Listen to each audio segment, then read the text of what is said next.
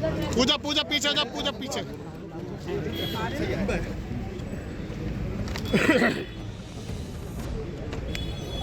आजा लिया आजा कर लिया ठीक है चौधरी नहीं बनेगा नहीं बनेगा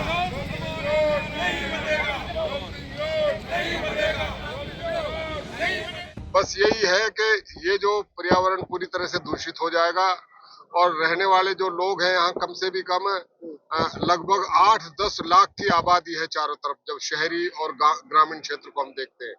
आप यहाँ बहुत सघन आबादी है, सारी इफेक्टिव होगी। और जो छोटे से छोटा अगर कोई मामूली सा कचरा घर है उसके लिए भी जो क्राइटेरिया है वो 500 मीटर का, जबकि यहाँ 500 मीटर के इर्द गिर्द भी कम से कम लाखों की तादाद में आबादी रहती है। और जो इसका प्रभाव अगर डंपिंग यार्ड जिस तरह से बंधवाड़ी में बन गया, बंधवाड़ी में तो इसी पर्पज से लगा था और वहां तो चीन की सरकार हो क्या नाम कंपनी को ठेका मिला था, लेकिन लक्ष्य वहां हासिल क्या हुआ, वहां केवल मात्र एक गंदगी का ढेर लगा। और आज दोनों जिलों का प्रशासन जुटा हुआ, उसके बावजूद भी बंधवाड़ी में आज तक कुछ नहीं हुआ है। और बंधवाड़ी का दुष्परिणाम हमारे जिले में पाली गांव, जिसका एयर डिस्टेंस कम से कम 15-20 किलोमीटर है, पाली गांव का पानी भी पूरी तरह से प्रदूषित, लैब के जो सैंपल है वो बता रहे हैं। तो इसको हम अपने क्षेत्र में कतई नहीं बढ़ने देंगे। और बहुत काम है जनहितकारी जिनको सरकार को जिनके विषय में सोचना चाहिए। नाराजगी इसलिए है हमें पूरे एरिया को नाराजगी है, किसी विशेष गांव या किसी पड़ोसी को नहीं, पूरे एरिया को नाराजगी है कि गंदगी हमारे यहाँ लाके बंधवाड़ी से जो गंदगी थी हमारे यहाँ लाके। क्या गंदगी?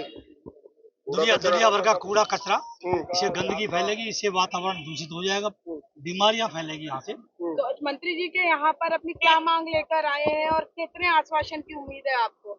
हमें आश्वासन पूरा है, मांग रखते हैं कि हमारे यहाँ कूड़ा करकट नहीं पड़ना चाहिए। कोई वैकल्पिक जगह भी आपने कोई सुझाव के तौर पर? ये सरकार का काम है। कौन सा गांव में बनाने की कोशिश कर रहे हैं डंपिंग यार्ड? नीम का जेल के पास। नीम का जेल के पास जी।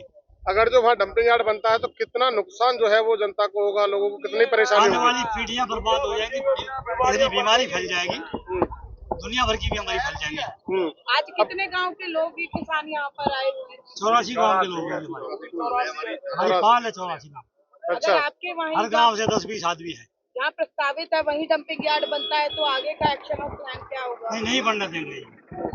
धरना हो और जो भी हो, हमें सरकार से उम्मीद है। आदर की योग आई हुई सभी सरदारी, आपने अपनी परेशानी से मुझे अवगत कराया है। अरे 2 मिनट रुक जाओ, 2 मिनट। और वैसे भी आपकी परेशानी भी जायज़ है, क्योंकि नीम का हो, मिर्जापुर हो, मुंगेरी हो, नवादा हो, बड़ौली हो, ये सारा एरिया अब शहरी क्षेत्र में है और सारा डेवलप हो गया। अधिकतर आबादी वहाँ पर बस गई है, तो उसके बीच में इस तरह का प्लांट में जायज़ नहीं कि कहीं दूर जहाँ आबादी कम हो वहाँ पर लगना चाहिए। आप सबकी मांग और मैं आप सबको ये विश्वास दिलाता हूँ, मैं आपकी मांग से सहमत हूँ।